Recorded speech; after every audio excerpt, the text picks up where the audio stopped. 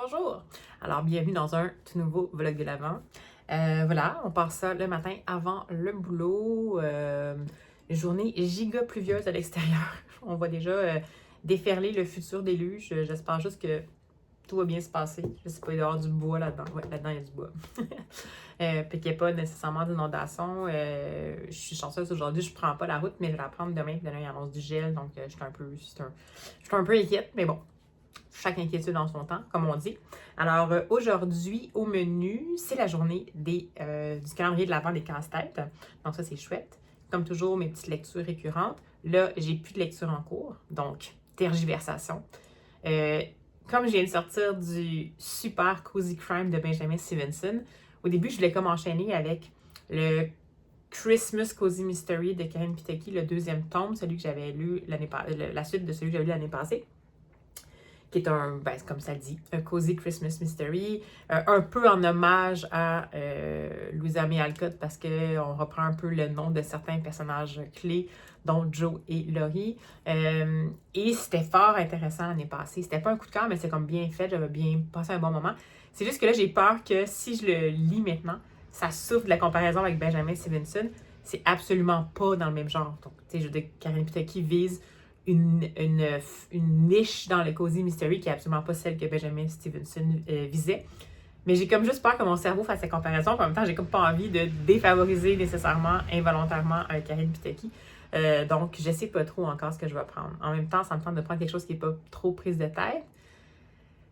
Mais bon, on sait pas. On ne sait pas, mon cerveau, il sait pas du tout. Donc, quand on ne sait pas, on laisse mijoter tout ça, puis on revient plus tard. Alors, ben voilà, sans plus tarder, lançons ça, ce petit vlog de l'Avent, un peu mouillé à l'extérieur et inquiétant météorologiquement. Alors, allez, c'est parti!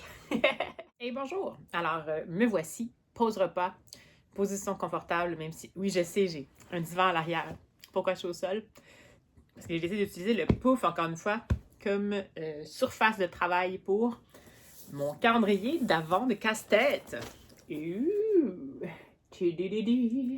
Alors, on va l'ouvrir ensemble. Il me reste encore un peu de temps sur ma pause repas, donc j'ai décidé que j'allais faire une pause repas calendrier. Et puis, je verrai pour la suite. Alors, on est rendu... Oups. Donc, on est rendu ici à la case 6. Je sais pas si je vais pouvoir vous la montrer, mais c'est où il y a mon doigt. Alors, on va voir. J'en ai bousillé une jusqu'à maintenant, mais j'ai bon espoir de ne pas bousiller toutes les cases, mais c'est difficile pour la deuxième rangée parce que la petite transition, la petite bande là, qui est entre les deux rangées, n'est pas très solide. Oh non, non, non, non, non! Eh! Oh! Est-ce que j'ai réussi à éviter le pire? J'ai réussi à éviter le pire. C'était pas parfait, mais quand même satisfaisant. Bon. Alors, encore une fois, on sort la quantité trop grande de casse-tête. Honnêtement, c'est pas... Je sais que je pourrais enlever... Non, allez. J'aurais pu... Ah, bon. En faisant ça, j'ai aussi défait. C'est juste pour vous montrer, mais comme c'est vraiment mince, n'est-ce pas? La petite bande ici, c'est pas très solide. Donc, c'est ça que j'ai brisé, malheureusement. Mais c'est la vie, comme on dit. Alors, ce sera ça pour le calendrier de l'Avent. Et je pense que je vais m'installer sur la boîte pour le faire pendant que j'écoute des vlogmas. Et j'ai aussi la journée numéro 11 du calendrier de l'humour, comme on dit. Et c'est parti pour... D'ailleurs, celui d'hier était... Donc, j'en ai parlé, je pense, celui d'hier. Oui, on s'est vu tard. Alors, c'est parti pour la petite blagounette du jour, qui est the 100% True Story of Santa and Jesus, Probably, by John Moe and Charlie Moe. Donc, l'histoire probable, l'histoire 100% vraie du Père Noël et de Jésus, probablement. Donc, ça a l'air bien ironique comme je l'aime. Et sinon, on est rendu aujourd'hui au chapitre 11. Évidemment, de ce fameux roman de l'Avent. Et c'est, sauf erreur, je ne me trompe jamais. Alors là, je veux vous dire que les personnages ont commencé à se croiser. Et non seulement à se croiser, mais on est déjà en mode un peu enquête. Donc, je ne sais pas si celui-là, on va poursuivre. Celui-là, on va suivre quelqu'un d'autre. Non, on va suivre quelqu'un qu'on a déjà découvert. Donc, Juliette et Roméo. Alors, voilà pour le calendrier. Ça se peut que j'ai pas le temps de le lire celui-là, ni la petite blagounette si je veux faire mon casse-tête. Mais bon, au moins, on aura ouvert ça ensemble. Et c'est donc parti pour le casse-tête.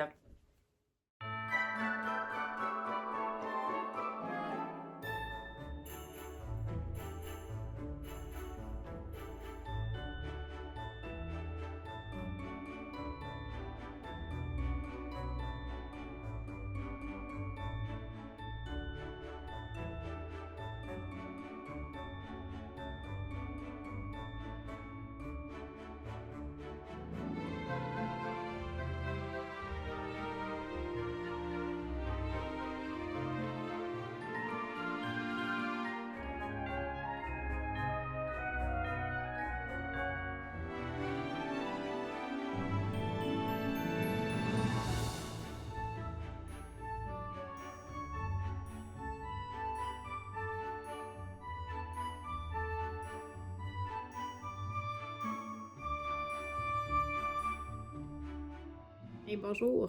Alors, petit moment de pause avec mon chat ici que vous voyez flouter en train de se laver discrètement. Parce que, ben, je sais pas, j'avais envie de vous parler, mais j'ai pas encore fait de lecture. C'est une journée grise aujourd'hui. Est-ce que ça vous fait ça? Ben, tout le monde est comme ça, là. On n'est plus en novembre, mais c'est une journée grise, il pleut. Mais je peux pas vraiment sortir pour aller courir. Puis là, je suis comme vraiment fatiguée. Fait que j'ai de la difficulté à me dire que je vais lire un livre. Puis là, j'ai pas non plus juste le goût de végéter devant l'atelier. Donc, je me dis, qu'est-ce que je fais? Est-ce que je pars un casse-tête? Je suis vraiment dans cette situation-là. Il y a vraiment, ça prouve que j'ai absolument aucun autre problème. Je sais et j'en suis bien consciente, mais je vais quand même partager ça avec vous. Ça fait aussi partie de la réalité des vlogmas. Des fois, c'est juste le calme plat. Donc, on va voir. Là, je vais me poser un peu pour décompresser. Et ben, c'est pas que je suis compressée, mais pour me remettre les idées en ordre, pour, je sais pas, peut-être avoir un peu de, soudainement, d'élan pour faire un petit projet. On va voir. Ou faire une sieste. Ou lire 3-4 BD. D'ailleurs, je sais pas si c'est ça que je vais lire, mais quand je suis passée tantôt à ma pause repas, je suis allée chercher un truc près de ma bibliothèque à lire. Et là, j'ai vu que j'avais des romans graphiques de la bibliothèque, entre autres, qui m'attendaient.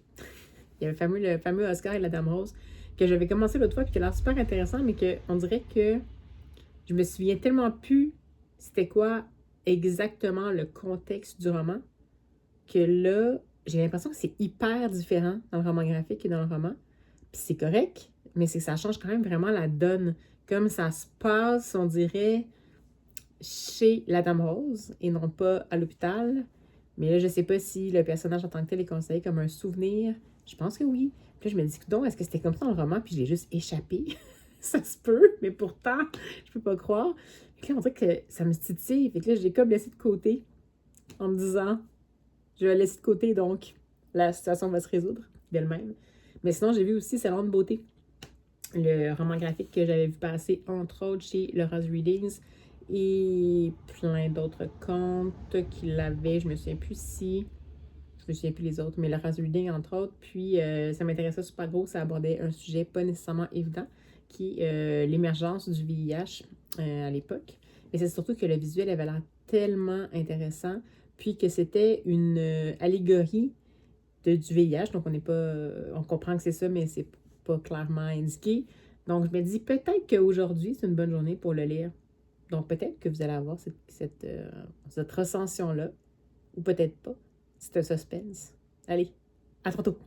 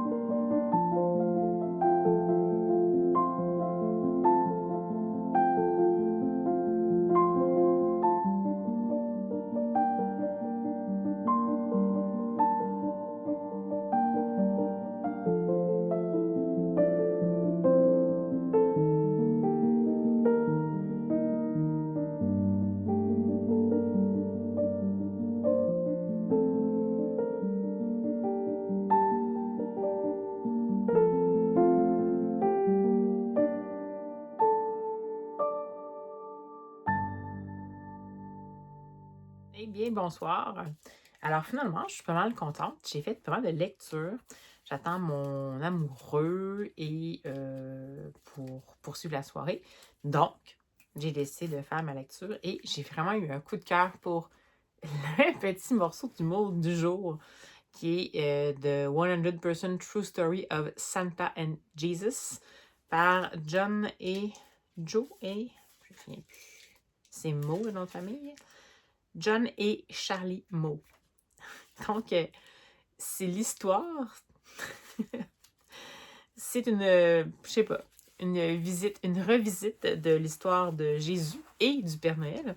Et dans le fond, la prémisse, c'est que le Père Noël serait en fait quelqu'un qui aurait suivi Jésus jadis. Un peu comme quelqu'un qui veut s'intégrer, mais qui parle pas trop, puis tout ça.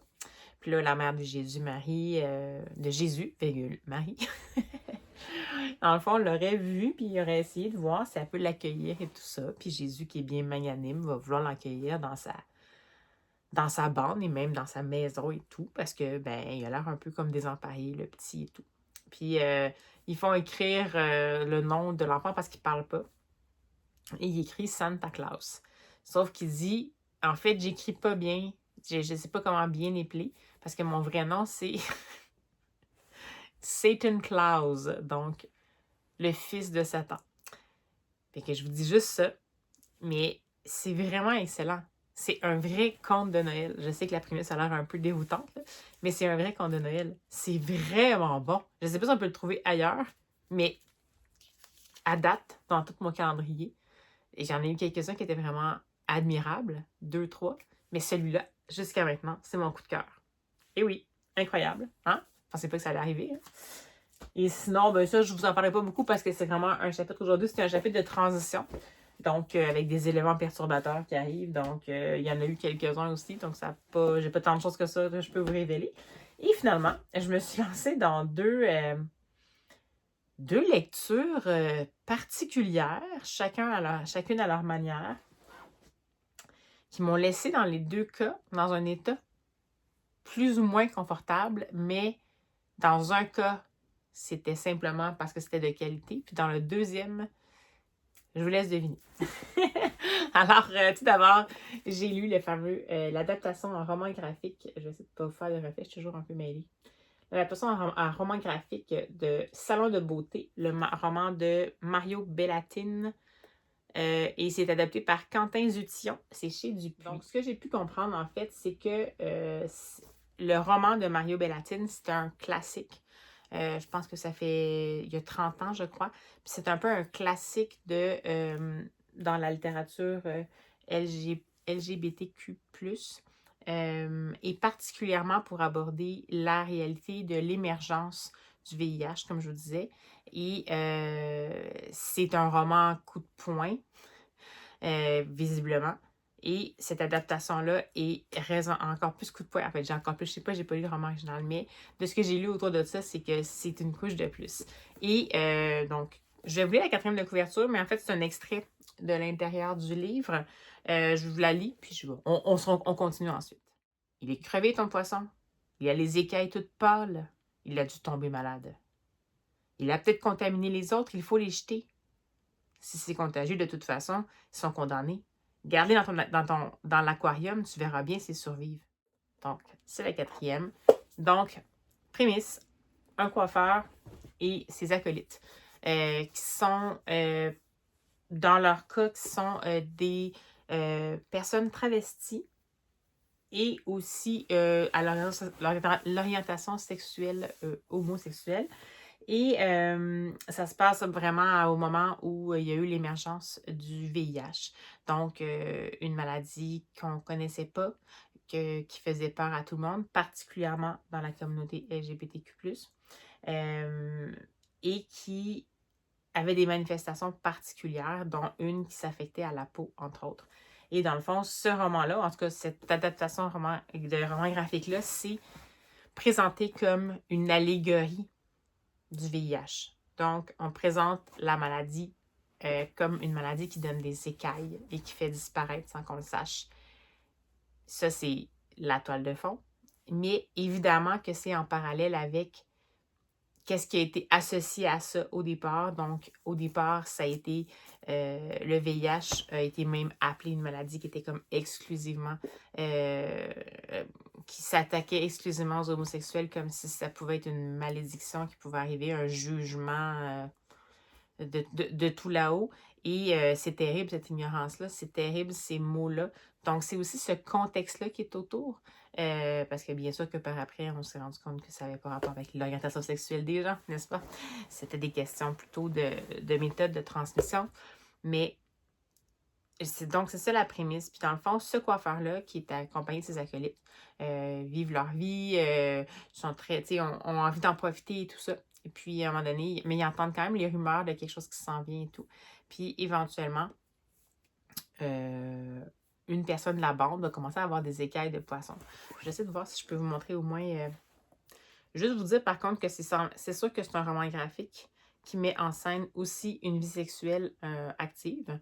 Donc, juste si jamais c'est une bande dessinée pour adultes, mais simplement parce que ça aborde un sujet comme ça, puis que ça aborde une vie sexuelle qui est débridée, dans le sens positif du terme, dans le sens que c'est des gens qui profitent en fait de leur vie sexuelle.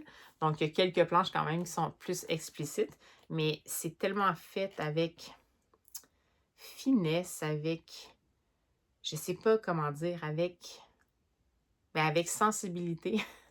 Que sur le coup, quand je l'ai lu, c'est pas quelque chose qui m'a marqué. Puis après, je fais comme, ah oui, si j'en parle quand même sur YouTube, il faut que je fasse attention aux planches que je vous montre. Mais sachez que c'est là, mais moi, c'est juste parce que je vous en parlais au cas où c'est quelque chose qui vous froisse, mais c'est ça va avec tout l'histoire. C'est tellement... Oh là là. Bon, je me défocus, là. Il faut que je retrouve l'image où la première personne qui évolue au cœur de ce salon de coiffure-là commence à avoir certaines manifestations de la maladie des écailles de poisson. Attendez, je vais vous trouver ça d'ici quelques temps. D'ici moins de 3 heures. Oh là là!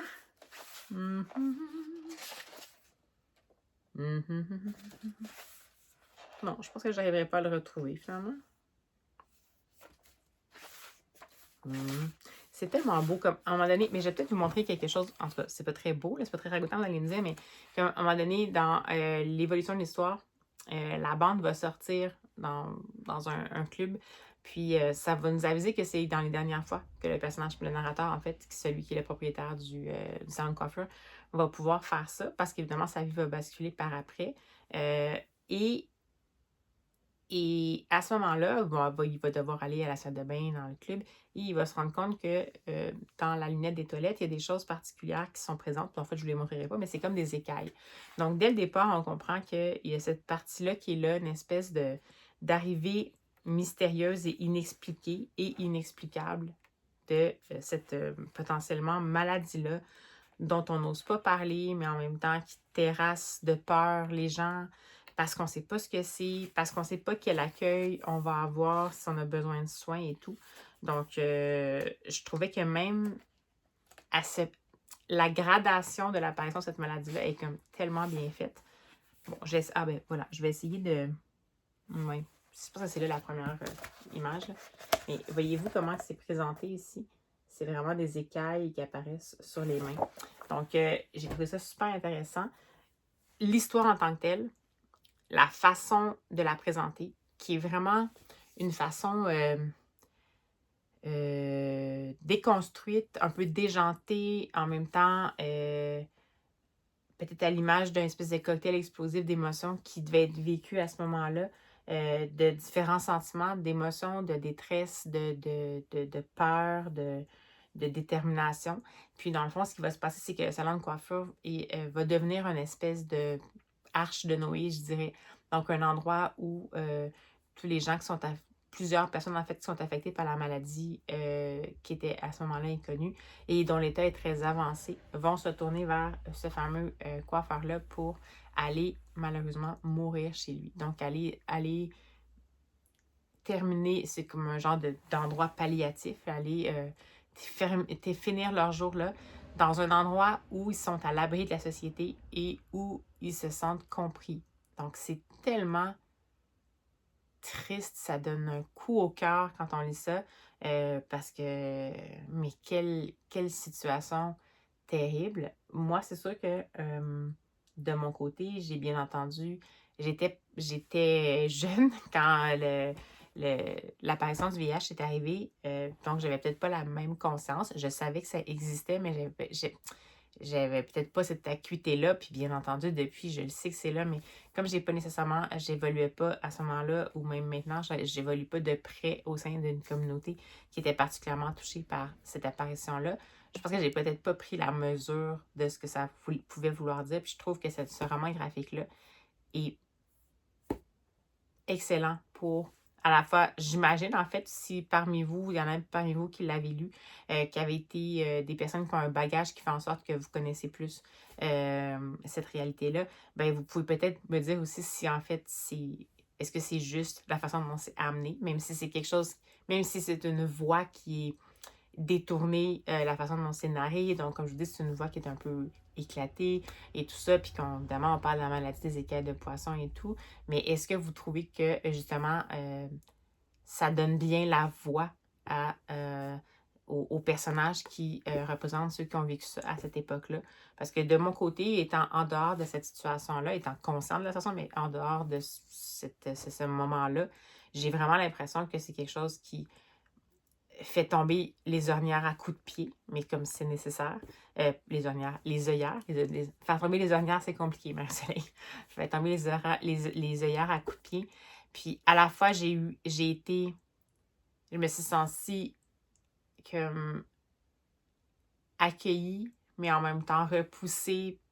Pas repoussée dans le sens que Ok, je recommence. Je me suis sentie accueillie dans cette réalité-là, comme si on m'invitait à la découvrir. En même temps, on ne m'attendait pas avec un bouquet de fleurs. C'était comme juste, voici la réalité, puis on va la présenter de façon, disons, poético-onirique, mais c'est une réalité qui rentre dedans. Fait qu'il faut vous attendre vraiment à être remué par ce roman graphique-là, et tant mieux. Donc, puis, ça, en plus de tout ça, ce qui a aidé, c'est que le travail graphique de Quentin Zution, c'est extraordinaire. À la fois, il va y avoir des moments où on est vraiment plus dans les choses qui sont plus définies, la réalité, des dessins un petit peu plus... J'essaie juste de vous en montrer, mais c'est parce que vers le début, c'est toujours un peu peuplé d'images que je ne peux pas nécessairement vous montrer. Mais par exemple, ça, c'est un bon exemple, c'est celle que je vous montrais tout à l'heure. Donc, la première apparition de la maladie. Et après ça, on passe à une narration qui se passe à un endroit qui semble être un genre de sauna ou, bon, un bain public et tout ça. Puis, on a une atmosphère qui est toute brumeuse. Après ça, on va avoir des pleines pages d'un des personnages qui devient, qui prend toute la place, puis qui prend une forme un peu d'une créature quasiment magique. Donc, la composition, le changement en fait d'ambiance du concret à l'onirique, au souvenir, au ressenti des personnages, au niveau visuel, en soi, c'est une histoire. Donc, je suis complètement sonnée par ce roman graphique-là. Oui, je pense pas qu'on peut en sortir indemne, mais je pense que c'est vraiment comme une lecture qui est importante à faire. Des fois, on dit de lecture nécessaire, mais nécessaire, on dirait que c'est comme un genre, faut dire faux, mais c'est comme, ça fait partie des lectures importantes. Puis peut-être que le roman est encore plus important, mais en tout cas, moi, tout ce à quoi j'ai eu accès, c'est le roman graphique, puis je vous le conseille vivement. Ça remet bien les choses en perspective, puis en même temps, comme je vous dis, il y a une espèce de poésie un peu cruelle, parce que bien entendu, à cause du contexte, il y a une espèce de légèreté lancinante. C'est vraiment un roman graphique en oxymore. C'est un visuel qui est comme enlevant, qui est coloré, mais en même temps, paf, entre-temps, on a des moments qui sont sombres, en clair-obscur, des moments brumeux. Donc, c'est toujours ça, c'est toujours les opposés qui vont se côtoyer là-dedans. Puis en même temps, c'est un peu aussi, encore plus, une métaphore de la société qui était à l'époque, c'est-à-dire que On était censé une société ouverte, alors que finalement, la plupart des gens au début qui ont vécu cette situation-là, ils ne pouvaient pas avoir d'aide. Ils avaient été victimes de préjugés, il y a des gens qui étaient repoussés parce que les gens avaient peur et ne voulaient pas les traiter. Donc, oui, vraiment. Ne passez pas à côté de ce roman graphique-là, ça vaut vraiment le coup. Et ensuite, la transition est un peu difficile avec mon autre lecture que j'avais espoir d'aimer, mais que visiblement, ce ne fut pas le cas. Alors, c'est le tout récent Philippe Girard chez La Pastèque, Le prince des oiseaux de haut vol. Donc, qui, je vais la quatrième de couverture, ça va être plus simple. Avril 1942. Antoine de Saint-Exupéry vit en exil à New York depuis sa démobilisation. Déprimé, l'écrivain aviateur ne songe qu'à retourner se battre pour défendre la France occupée. C'est dans ce contexte qu'il est invité par son éditeur canadien pour une tournée promotionnelle. Il débarque à Montréal avec son épouse, alors que le Canada, en guerre contre l'Allemagne, ordonne la fermeture de toutes les ambassades françaises sur son territoire. Résultat, l'écrivain est coincé au Québec. Commence alors un séjour rempli de surprises. Entre les villes et la campagne, il rencontre une fillette qui dessine des moutons, une allumeur de réverbère et un petit garçon au regard clair qui pose beaucoup de questions. Admettez qu'une quatrième de couverture comme ça donne envie. Mais deux choses sont arrivées. Puis peut-être qu'en fait, c'est juste que je connais pas bien non plus Antoine de Saint-Exupéry, sa vie personnelle, mais des choses sont arrivées. Je ne sais pas si c'est un parti pris de l'auteur, mais il y a quand même des sources à l'arrière, donc j'imagine que non. Mais c'est un Antoine de Saint-Exupéry insupportable qu'on va rencontrer là-dedans.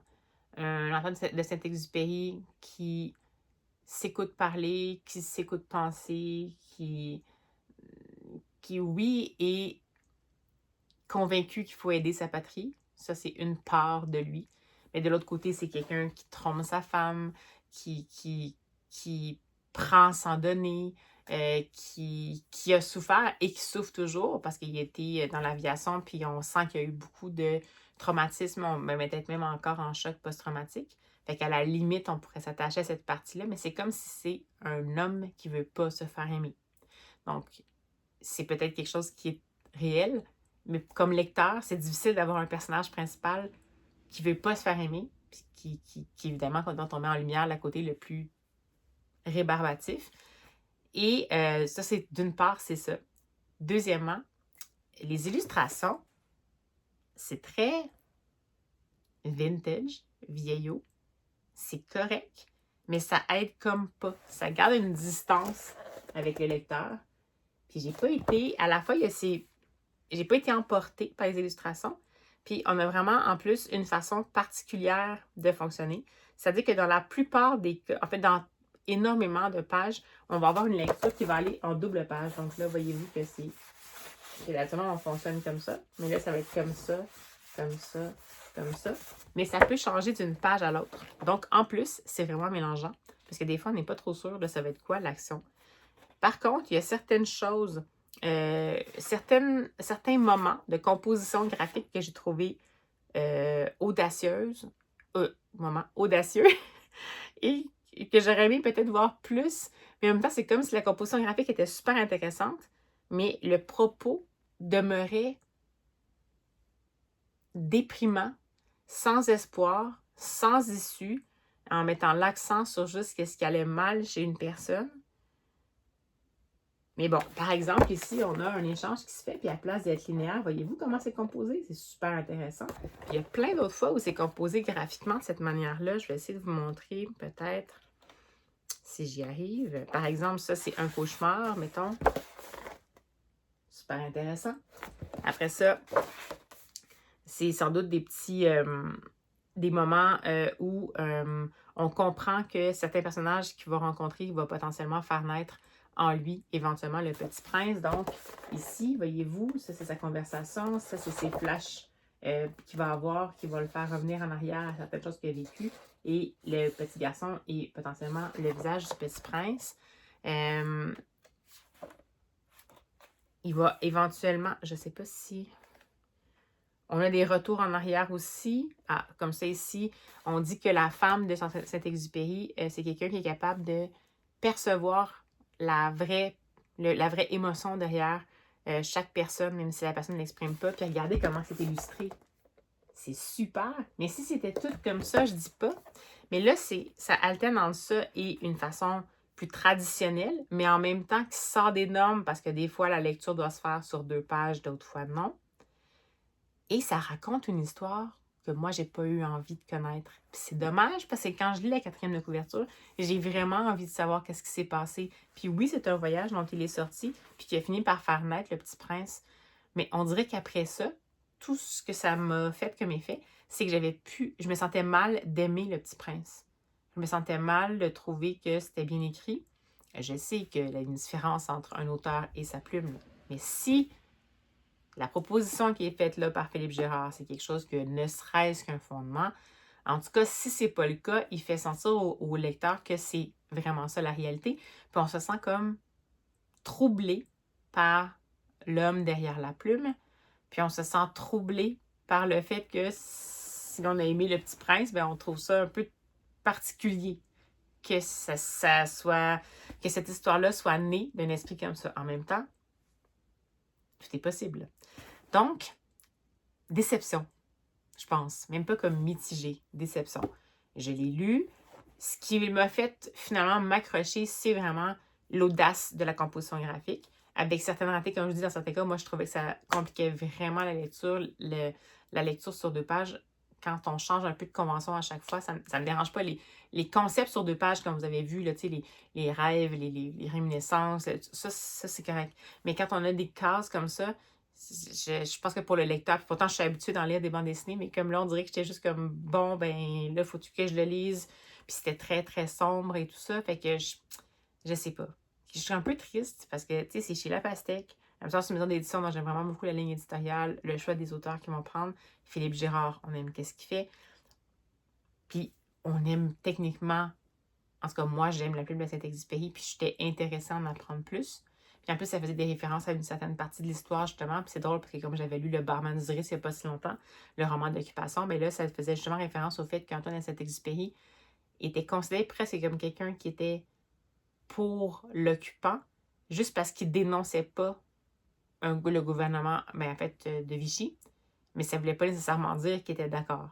Fait que, tu sais, tout ça, en partant, ça allait tout chercher des choses que j'étais comme, ouh, ça va vraiment être bon. Puis finalement, c'est un marasme sur tout le livre, avec à partir peut-être du dernier tiers, les fameuses pistes dont on parle, les rencontres qu'il va faire parce qu'il va être obligé de rester au Québec, les rencontres qui vont finir par inspirer tout ça. Puis une fois qu'on est rendu à peut-être le moment où il y aurait la création du Petit Prince, l'histoire s'arrête. Je suis vraiment triste, c'est comme triste. En tout cas, ça m'a moins convaincue.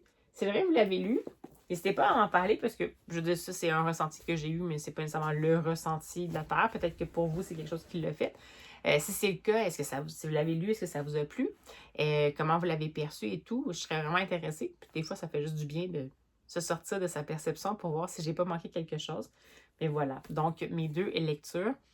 Dans les 2 cas, ça ne m'a pas laissée indifférente pour différentes raisons, comme je vous disais. Il y en a une que je porte encore en moi parce que c'est terrible, mais en même temps, c'était un roman graphique tellement important. Puis dans l'autre, ben j'avais vraiment beaucoup d'attentes, puis finalement, ça s'est avéré comme décevant. Alors voilà. Alors sur ces bonnes paroles, et encore une fois avec cet éclairage du mois de décembre, ben je vais clore le vlog ici. Parce que là, il est quand même assez long. Ma dernière séquence est vraiment longue. Vous allez avoir un vraiment long vlog. Puis ben voilà, nous autres, d'ici... pas d'ici à ce qu'on se revoit. On se revoit demain. Mais quand même, si jamais vous avez fait des lectures entre-temps, puis vous voulez me laisser un petit message pour me dire qu'est-ce que vous êtes en train de lire ou passer des commentaires sur des choses dont j'ai parlé, bien, vous ne vous gênez pas. Je commence tranquillement à rattraper mon retard pour les réponses à vos commentaires. Ça s'en vient. J'y crois, j'y crois. Puis, ben, c'est ça, voilà. Je vous souhaite des belles lectures pour la suite des choses. Puis, ben, on se dit à demain.